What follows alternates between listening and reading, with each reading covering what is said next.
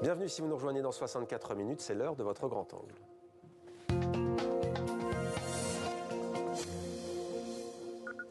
C'est un véritable trésor, un fonds unique de l'histoire et de la mémoire coloniale, de l'Afrique subsaharienne à l'Asie du Sud-Est, en passant par la Méditerranée. L'Académie des sciences d'Outre-mer fête ses 100 ans. Avec nous pour en parler, Vincent Hervouet, bonsoir. Bonsoir. Soyez le bienvenu sur TV5 Monde. Vous êtes journaliste, membre de cette académie depuis 2014. On verra pourquoi vous avez adhéré à cette prestigieuse institution. Vous êtes très jeune. Hubert Loiseleur des Longchamps, bienvenue à vous également. Bonsoir. Vous avez présidé l'Académie des sciences d'Outre-mer en 2022.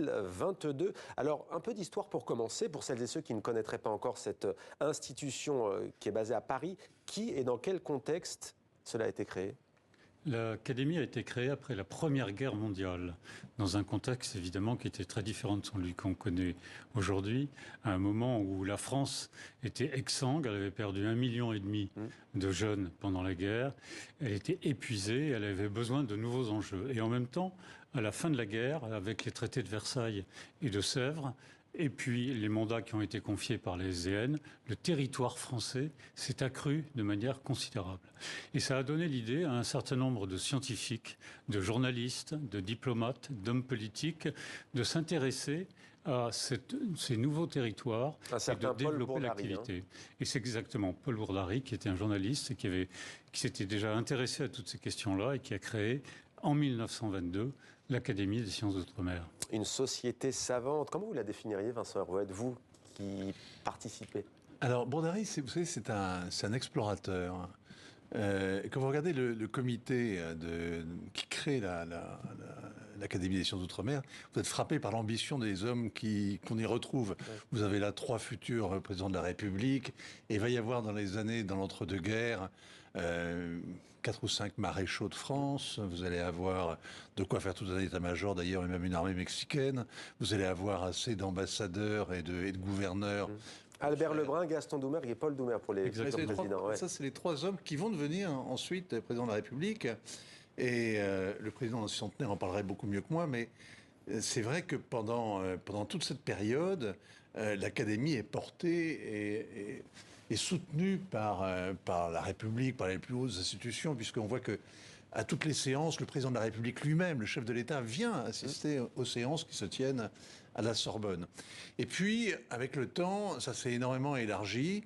Et vous avez parlé de trésors tout à l'heure, et ça c'est vrai parce que il y a dans cette petite académie, dans cette petite maison, dans cette compagnie, vous avez des gens qui viennent de tous les horizons, mais qui ont un point commun, qu'ils aient été hauts fonctionnaires, qu'ils aient été scientifiques, qu'ils aient été médecins par exemple, ou militaires. Ils ont tous eu une expérience de terrain et ils ont une connaissance du monde qui a été passée au crible justement de l'expérience. Voilà. Ouais. Vous êtes par exemple entré en même temps qu'un ancien directeur de la DGSE, Service extérieur français, avec l'astronaute Claudie Ignoret, il me semble, en 2014. Oui, mais les journalistes sont toujours un peu dans ce genre de groupement, sont toujours un peu des imposteurs. Non, on va voir ce que vous apportez d'ailleurs concrètement tout à l'heure, parce qu'on va voir qu'il y a des sections. D'ailleurs, on peut peut-être commencer à en parler de ces sections. Il y a plusieurs disciplines. Oui. Toutes les disciplines scientifiques sont représentées. Si on fait le compte de l'ensemble des disciplines ou des sciences qui sont représentées à l'Académie, il y en a une 60aine. Et ça s'est considérablement élargi depuis le début. Il y a eu un grand moment de basculement en 1957, au moment où justement il y avait le grand mouvement des indépendances partout dans le monde. Et l'Académie a tout à fait, dès maintenant, dès ce moment-là, pris le tournant de la mondialisation. Ça n'existait pas à l'époque, mais c'est exactement ça qui est devenu. Et elle a adopté ce beau nom d'Outre-mer. Alors, l'Outre-mer, qu'est-ce que c'est que l'Outre-mer ? En fait, l'Outre-mer, c'est tout ce qui se trouve au-delà des mers. Et en réalité, progressivement, l'Académie s'est intéressée à tous les pays du monde. On a fait l'année dernière, par exemple, une séance sur l'Ukraine, qui n'est pas vraiment au-delà des mers. On a des contacts avec l'Académie royale des sciences d'Outre-mer belge, qui est également très proche de nous, et on a des séances communes tous les 2 ans. 800 ans d'histoire.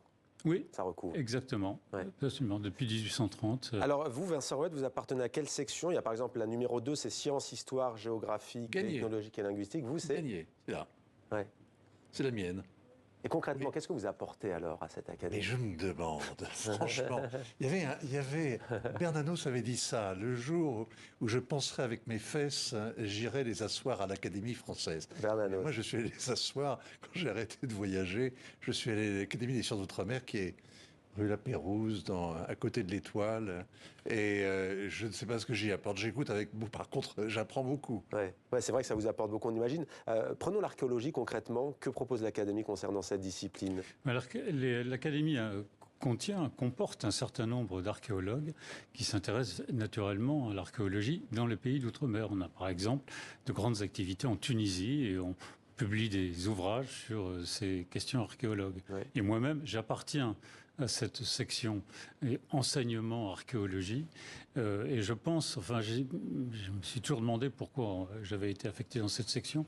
Et j'ai trouvé la réponse dans Flaubert, dans le dictionnaire des idées reçues. D'accord. À l'entrée orientaliste, homme qui a beaucoup voyagé. Et pendant ma vie professionnelle et depuis, j'ai effectivement beaucoup voyagé. Donc j'ai été dans un certain nombre de pays. Vincent disait que nous avions tous une activité concrète sur le terrain. J'étais en Égypte, j'étais au Cameroun, j'étais en Angola. J'ai fait 10 fois le tour du monde et je pense que c'est à ce titre. Alors, beaucoup de personnalités françaises, vous les avez citées, mais on a aussi Félix Houphouët-Boigny, Léopold Sédar Senghor, le prince Albert, actuellement aussi, qui fait partie de cette académie. La bibliothèque, comment vous la qualifieriez? On a dit trésor tout à l'heure. Pourquoi d'ailleurs trésor? Parce que vous avez d'abord vous avez un fonds qui doit être introuvable ailleurs. Vous avez donc à peu près 130 000 ouvrages, hein, donc des collections de journaux, par exemple, 4 000 périodiques, Ouais. des manuscrits, des biographies, vous avez énorme. Et la variété des sujets est très impressionnante. Alors moi j'ai retrouvé la Cochinchine, album général illustré de 456 gravures. Oui, vous avez sur des curiosités. cuivre. Là, on vient de voir passer l'image de Bourdari avec sa barbe très très longue, qu'un taliban pourrait lui envier. Ce qu'il faut comprendre, je pense, c'est que c'est l'Académie de la mondialisation. Ouais. Et vous demandez qu'est-ce qu'un journaliste y trouve. Il y a une évidence, c'est que moi, toute ma vie professionnelle, j'ai été surpris par les événements qui nous prenaient toujours au dépourvu. C'est-à-dire qu'on n'avait pas imaginé, ou du moins on n'a pas imaginé qu'allait vraiment advenir l'effacement de l'Union soviétique, la dislocation de la Yougoslavie.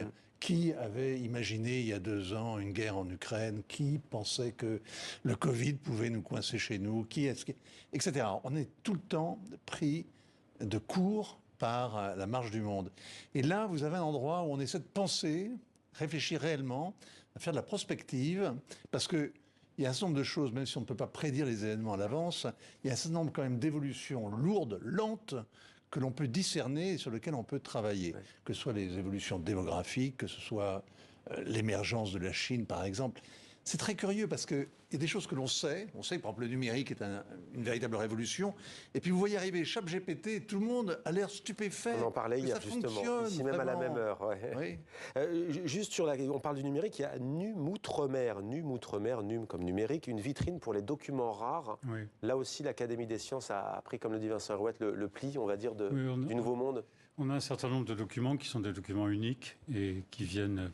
On peut les consulter d'ailleurs, pour ceux qui nous regardent, c'est libre, gratuit, on peut aller dans la bibliothèque. C'est gratuit, c'est ouvert à tout le monde. Les séances de l'Académie sont ouvertes à tout le monde, il y en a 2 ou 3 par mois, et vous êtes évidemment les bienvenus. Il y a juste une limite de place, naturellement, mais quand il n'y a pas suffisamment de place, on met un écran ailleurs, il n'y a pas de problème. À quel endroit ? Alors c'est au 15 rue La Pérouse. 15 rue La Pérouse, c'est à côté de l'avenue Kléber. Et c'est un hôtel particulier qui appartient à l'Académie. L'Académie est une institution nationale. C'est un établissement public administratif national qui est rattaché au ministère de l'Enseignement supérieur. C'est le ministère de l'Enseignement supérieur qui nous donne nos dotations qui nous permettent de vivre. Et la bibliothèque est là. La plus grande bibliothèque consacrée à l'outre-mer en France. Il n'y en a pas d'autre. Et les chercheurs viennent du monde entier pour consulter les ouvrages. Il y a une grande salle de bibliothèque qui est très agréable et on a travaillé dans un nouvel étage pour disposer de nouveaux ouvrages qui sont consultables et à la disposition de tout le monde. Ouais. Juste une question, TV5 Monde est la chaîne de la francophonie. La francophonie, elle est bien entendu liée à cette académie. C'est une académie des sciences éminemment francophone, on le voit à travers les pays, même si vous l'avez dit, ça s'est élargi. Ce sont toujours des sujets sensibles, l'histoire, la mémoire coloniale. Qu'est-ce qu'on peut retrouver? Est-ce qu'il y a des sujets tabous? Est-ce que tout est ouvert? Non, il n'y a pas de sujet tabou. Il n'y a pas de sujet tabou. On considère que l'histoire, elle doit être examinée, mais on l'examine de manière aussi scientifique que possible. Et en Belgique, l'Académie royale, c'est pareil sur le Congo belge, Nous avons fait une séance commune avec les Belges en 2018 sur la comparaison des politiques internationales françaises et belges depuis 1830, depuis la création de la Belgique. Et on a tout examiné. Et dans cette séance, on a eu une présentation sur bande dessinée et relations internationales. Parce que vous savez que la Belgique est quand même un pays où il y a beaucoup de bandes dessinées. Le berceau, pas uniquement francophones, mais beaucoup de bandes dessinées. Et on a fait une séance là-dessus. Et il y a eu une très bonne présentation. Et on s'est aperçu que finalement, il y a beaucoup de bandes dessinées actuelles qui parlent de relations internationales.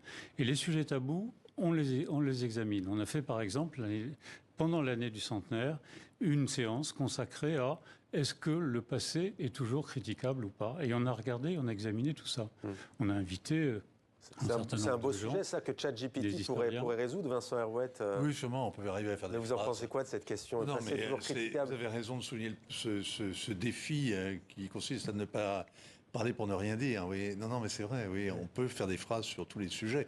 Ce qu'on essaie de faire quand même à l'Académie, c'est d'essayer d'avoir, même si les points de vue de départ sont divergents, d'avoir une discussion qui est ouverte.